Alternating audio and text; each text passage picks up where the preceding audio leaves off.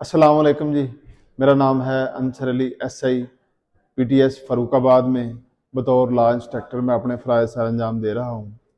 आज जिस टॉपिक के ऊपर मैं बात करने जा रहा हूँ वो है क्राइम सीन के ऊपर फ़ोटोग्राफ़ी की अक़साम, कि कितनी किस्म की फ़ोटोग्राफ़ी क्राइम सीन के ऊपर की जाती है और कैसे कैसे की जाती है।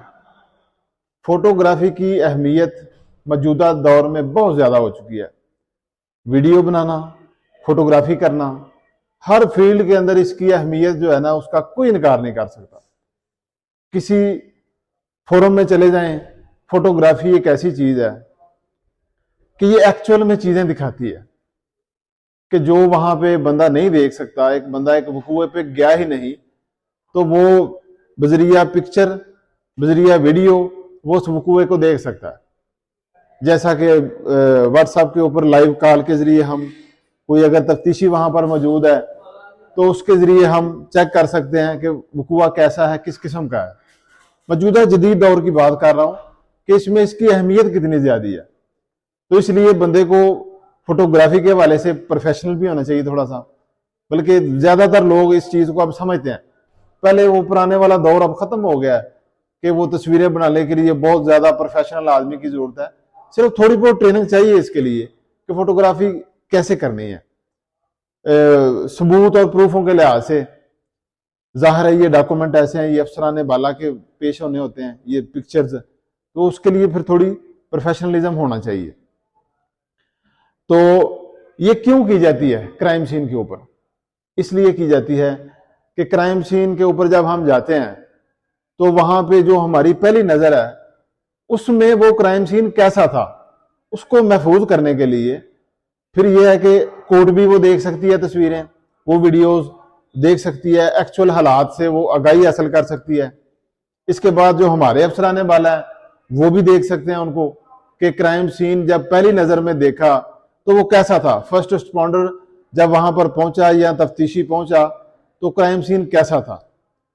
फोटोग्राफी कर ली, उसके बाद शहादतें कलेक्ट हो गई क्राइम सीन से, उसके बाद बंदे में कुछ चीज जेहन में रह जाती है।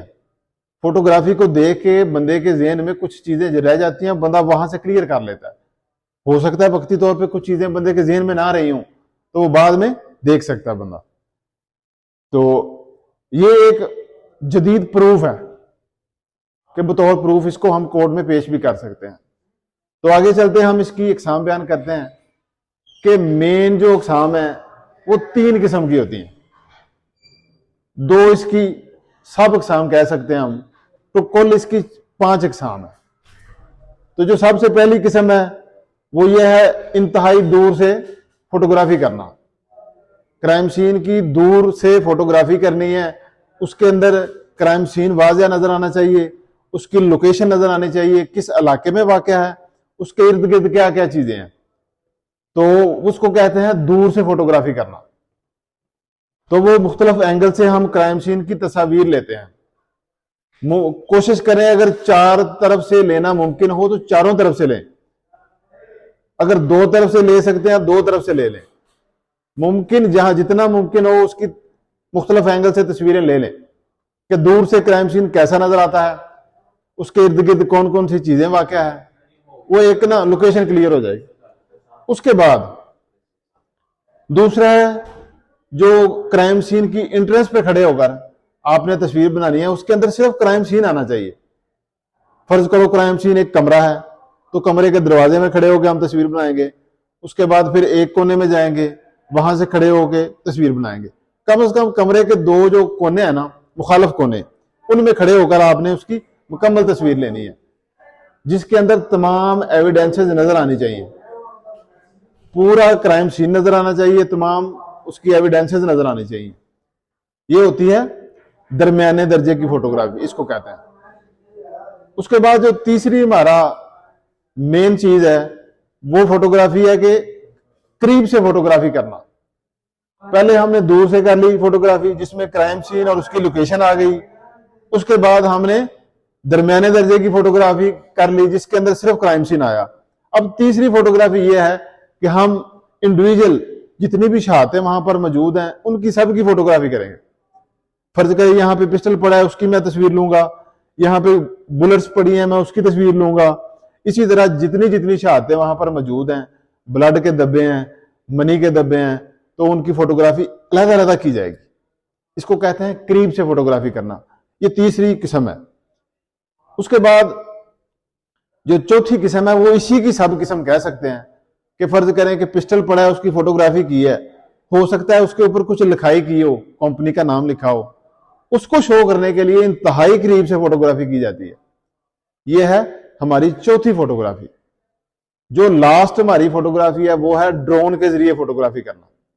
यानी कि अगर हमारे पास मुमकिन है तो हवा से उसका जो एंगल दिखाना कि क्राइम सीन हवा से, फजा से कैसा नजर आता है, तो वो तो कम ही अवेलेबल होता है। बड़े कोई हीनियस किस्म के अगर जुर्म हो क्राइम सीन के ऊपर तो ये मुमकिन है, अदरवाइज हमारी रूटीन में थानों में ये अवेलेबल नहीं होता। तो ये थी हमारी फोटोग्राफी करने की जो चंद अकसाम, 5 अकसाम, वो मैंने आपके सामने बयान की। उसके लिए कोशिश करें सरकारी फोटोग्राफर को बुला लें अगर मुमकिन है, अगर नहीं तो किसी प्राइवेट फोटोग्राफर का अरेंज कर लें, अगर वो भी नहीं है तो फिर आप खुद ये काम सारा अंजाम दे सकते हैं। जी बहुत मेहरबानी, शुक्रिया, अस्सलाम वालेकुम।